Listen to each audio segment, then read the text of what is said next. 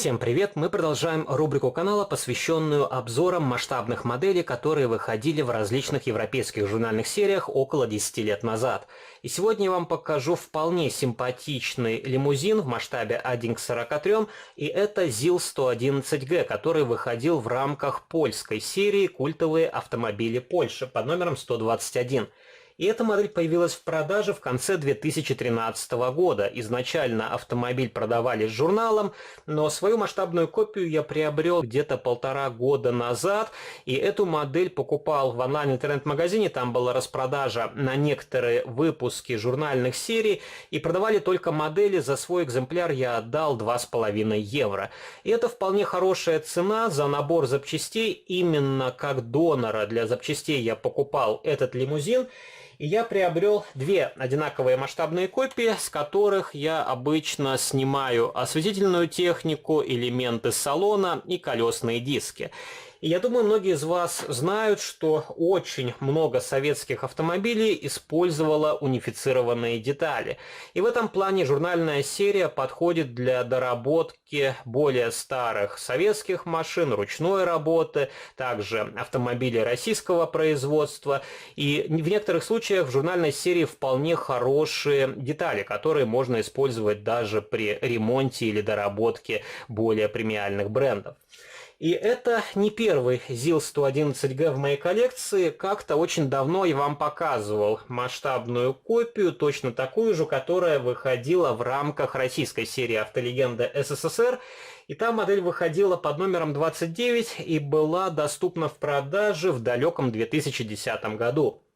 И первая модель из журнальной серии, к сожалению, мне досталась с дефектом. Я не углядел через блистер, что у автомобиля была повреждена крыша. И как раз, если вы посмотрите на лакокрасочное покрытие, здесь виднеется очень некрасивый ореол. И вот с таким дефектом модель была изначально, я пытался заполировать это место, но ничего хорошего из этого не вышло. И поэтому в то время я купил замену этому автомобилю, точно такой же черный ЗИЛ, уже с хорошей крышей. И на эту модель я поставил харьковскую резину, как и на первый вариант, и установил номерные знаки. И интересно то, что первый вариант со временем начал немного мутировать. Если вы посмотрите на крышку капота и крышку багажника, то здесь появились вздутия и такое ощущение, как будто просто просело лакокрасочное покрытие. И сложно сказать, с чем это связано, потому что на второй модели каких-либо дефектов не наблюдается. Эти автомобили у меня хранятся рядом, в одном помещении, в одной коробочке. И, как вы сами можете видеть, одна модель совершенно нормальная, вторая имеет ряд дефектов. И напишите в комментариях, есть ли у вас проблемные модели черного цвета, потому что я наблюдаю, очень много журнальных изделий именно с черной краской имеют по прошествии времени вот такие вздутия на лакокрасочном покрытии. И интересно то, что эта модель изначально предназначалась для украинского рынка, и на нижней стороне блистера есть информация на украинском языке. Возможно, просто эта модель каким-то образом попала в магазин под видом польского выпуска, возможно, это была просто перепаковка. И мне сложно сказать, потому что, повторюсь, я не видел журнала от этой модели, а просто приобрел саму масштабную копию. И также похожий автомобиль выходил в рамках румынской серии под номером 60. И у той модели были отличия. Во-первых, она комплектовалась подиумом. И второе отличие то, что вместо табличек ЗИЛ были регистрационные номерные знаки. И давайте сначала пролистаем журнал. И этот журнал у меня еще со времени «Автолегенд СССР», и здесь на главной страничке изображен парадный фаэтон. И очень странно, почему изобразили открытый вариант, а не классический лимузин, возможно, просто не нашли настоящего автомобиля. И написано ЗИЛ-111Г, дробь 111Д. Д – это как раз открытый тип кузова. И на первой страничке также есть еще одна фотография настоящего автомобиля, черно-белое фото опытного образца, также различная информация о том, как создавался автомобиль, кто принимал в этом участие. И есть очень интересное фото опытного автомобиля с немножко видоизмененной передней и задней частью. Я так понимаю, здесь сохранилась на серийной машине только крыша. Во всяком случае, она точно такого же дизайна, а задняя часть от более ранней модификации ZIL-111. И также есть еще фото уже, скорее всего, серийного образца, ну и другая информация о событиях того промежутка времени. И как раз совсем недавно я вам показывал автобусы Карус 250-59 из журнальной серии «Наши автобусы» от Madimio Collections, и там затронул тему о литературе, и как раз здесь наглядно видно, что у Де Агостини более качественно составлен журнал, здесь больше интересных фотографий, которые имеют отношение конкретно к настоящему прототипу, а не просто набор картинок, взятых из интернета.